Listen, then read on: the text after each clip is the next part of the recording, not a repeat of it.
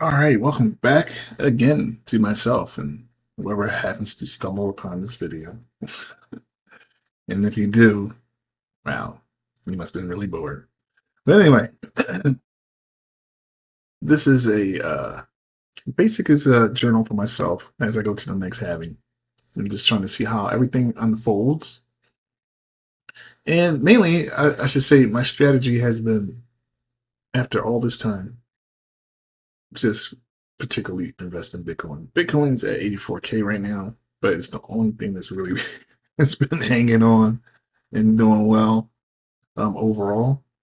And it seems to be it's not gonna change. To me, that seems like I'm starting to become more of a believer that that's not going to change. I think that's just going to be more keep increasing in time. So that's something that I thought that I would mention. You know, because it's just been playing in and out. It's been playing out that way. No matter what meme coin, no matter what altcoin, all the way up to the second, to Ethereum. None of them, they when they fall, and that's what's been happening. They've been finding new spaces to crawl into hide. But Bitcoin's been at 84K. It's been pretty resilient, to be honest with you. It's like like I've seen, you know, definitely seen, you know, worse like by far with with these other coins. So I say all that because I do a lot of DeFi, and the DeFi we're like in the little small bear phase, temporary bear market. I don't care what anybody says. They might call it a bull, whatever, 200-day moving, whatever. To me, it's a temporary bear market, and trying to you know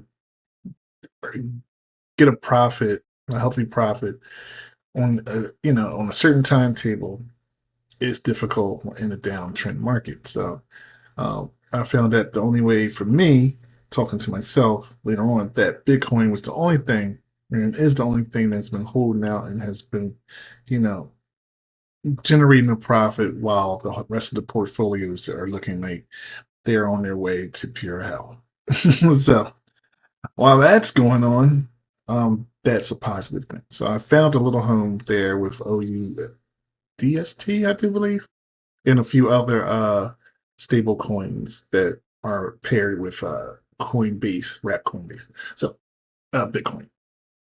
And that's not the main issue.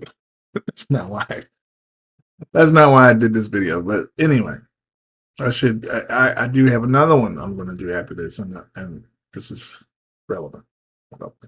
So the target has been cited, and that is Pump.fun. Meme coins are dying at a record rate, less than 1% survive. Thank goodness. And I say that I say that because, in all due respect, it had its time. But for me, seeing it launch and everything that's taking place on these platforms surrounding it, it's about time for it to be, reeled on in. And I don't know. It's just there for it's going to hurt people. This is going to hurt people badly. I've made money on there, and I've also lost money. If that makes any sense, but I mean, I'm sure it does. I've lost money and I made money. I definitely made more than I've lost over there. Not really by far, but enough to say, okay, all right. But people I know will not take this kindly. To me, it's definitely just a gambling, the Rocket. Like, have you ever seen the Rocket game? That's exactly what it is. The Rocket goes up. I think the dude from Barstool explains it very well. He said the Rocket goes up. And if you don't dump, then boom, it either blows up and you get dumped on or whatever. And that's exactly what happened in such a high rate that, it causes stank. So now they're saying this meme coin frenzy is hitting a wall and the graduation rate is less than 1%. So all these meme coins here dying out. They're going to keep struggling also. And there's a lot of aftershocks. I mean, I read this article, and to sum it up is basically that I don't think they're going to be able to recover, and they're also getting sued on multiple from multiple areas. and they're not based in the US. I think they're based in France or something like that.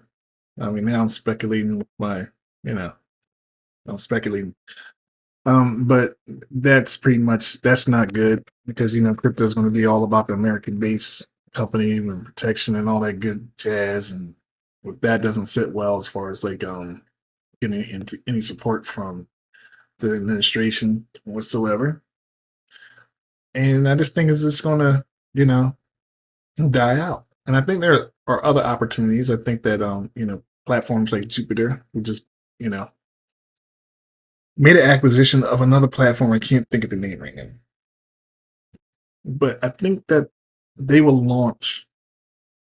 They have a lot better chance of launching, um, of good projects without the rug pulls. And to me, I think it's like you got to make it more expensive for people to, they. It was basically like 2 cent. I don't know. So some oddly small amount of money that you could, get one started, and that sucks because like that way you can keep doing it again. People just keep rug pulling people again and again. But if you had to put money in of your own, I think that would deter people from doing these rug pull type scams. That's definitely would have to be one way. Some type of verification, of course, there would have to be another because they're just too easy. And then if you want retail to come in and spend money, the best thing to do is get in early in the good projects and just stay there. Just stop rug pulling people. And yeah, that's it. So this platform is going to be a testament and a sacrifice worthy of this whole nonsense. So once crypto really goes mainstream, people won't have to deal with this nonsense. And I'm letting myself know that man, the Wild West has nothing on what was going on down here. I can go on for days. And I think I will. In a couple of months, I'll just sit down and bullet point it all out of my experience with meme coins and maybe like Solana. Yeah, I think so. All right, that's it.